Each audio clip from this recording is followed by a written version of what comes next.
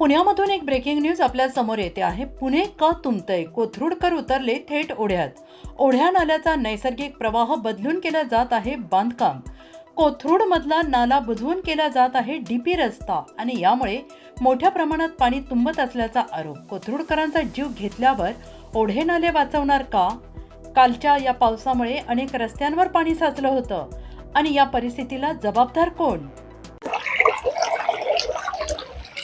आज या ठिकाणी कर्वे रोडवरील जो हा डीपी रोडचा घाट घातला जातोय ओढे नाले बुजून, काल जो पाऊस झाला पुण्यामध्ये अक्षरशः रस्त्यांचे ओढे नाले झाले होते, तरी पण सरकार आणि प्रशासकीय अधिकारी याला डोळे झाकपणा करत आहेत।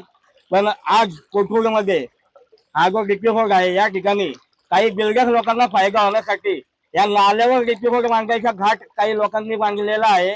आणि काल जो मुसळधार पाऊस झाला त्यामध्ये आज तुम्ही पाहू शकता की काय परिस्थिती झाली आहे।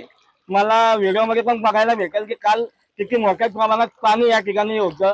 उद्या जर का कुठली जीवितहानी झाली तर याला जबाबदार कोण आहे? राजकारणी का प्रशासकीय अधिकारी? हा आमचा सवाल आहे। आणि फक्त काही बिल्डर लोकांना फायदा व्हावा यासाठी असे ओढे नाले बुजवायचं काम जागोजागी काही राजकारण्यांना हाताशी धरून या प्रशासकीय अधिकाऱ्यांनी चालू केलेलं आहे।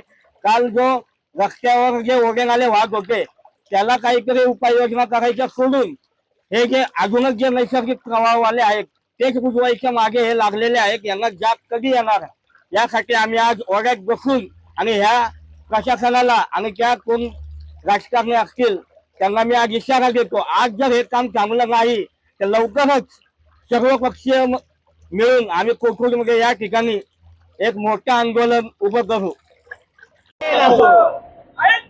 खुर्ची खाली करा, खाली करा, खाली करा, खुर्च्या खाली करा, खाली करा, खाली करा।